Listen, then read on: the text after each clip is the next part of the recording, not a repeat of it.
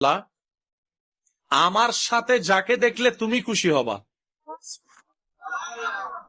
আমার সাথে যাকে দেখলে তুমি রব হিসেবে খুশি হবা, আল্লাহ তুমি আমাকে তাকে দান করো।